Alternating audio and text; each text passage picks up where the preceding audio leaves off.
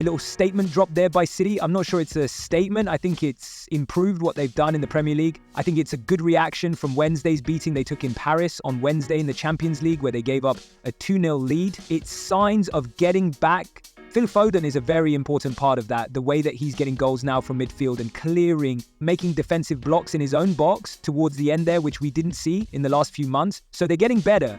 I was just more disappointed with Chelsea, but maybe we'll get onto that. No, we can get onto that now. What were you disappointed about? Well, I just think we know what a talented young group of players this is. They get an amazing start with a mistake forced and they score the goals, go 1-0 up. And then they couldn't capitalize on a good start. They didn't have the belief that their football could give City problems, even away from home, even in the great Manchester City. But Chelsea are capable of playing really good, dominant football, and they just didn't have the belief, the confidence, whatever it is. Maybe they're not in a brilliant moment right now, but Chelsea, that's the next step for them, to go to the best places and dominate. When you say they didn't have the belief or the football, Rob, what I would say is, though, they still created chances. Nicholas Jackson and Cole Palmer should have been putting them 2 or 3-0 up. And one of the learnings of this group as they mature together is, when a team are on the ropes, as Man City were, they've conceded 4, they didn't start the game well, they've got a debutant not playing particularly well at centre-back, make the most of it, go and get the second and third goal, and then it looks different. A couple of issues from Chelsea's point of view. For me, at the top end of the pitch, Nicholas Jackson still keeps frustrating,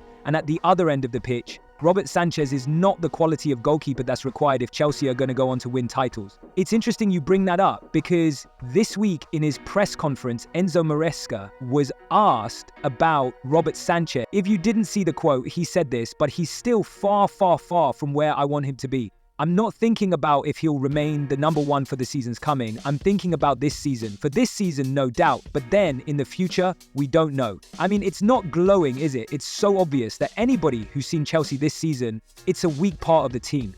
There's no way, you say, about being titled. There's no way they're going to get in the top 4 with him as a goalkeeper. There's too many mistakes, too many inconsistencies. Today's a classic example. A bad decision comes out, it's in no man's land, it makes up the mind for Erling Haaland. That is a stunning, right in front of you problem that Chelsea are going to have to address. So you wonder why they're trying to get Garnacho and all these other players out wide when they need a goalkeeper this month, Nolan. Absolutely. And we saw it at teams like Liverpool. When you do get an Alisson-type goalkeeper, it makes such a difference to your team. Just finishing quickly on Man City as well, Bex. It was a day when new players and all the new signings. Look, Bernardo Silva, an old player who's still going to be important, who's going to set the standards in the dressing room so this club can get back to where they want. I thought he was outstanding today. Didn't have to go and help Cousin off a couple of times when he was in trouble. Just go and got the ball off him and settled him down. He's a great little player for Pep Guardiola to be able to call on when he's required. Hello there, I'm Nolan Baker, studio host of 1 Hour sports coverage of the Premier League. Don't forget to hit subscribe to watch more videos all season long. And if you want even more Premier League content from original series to live matches, turn on the notification bell.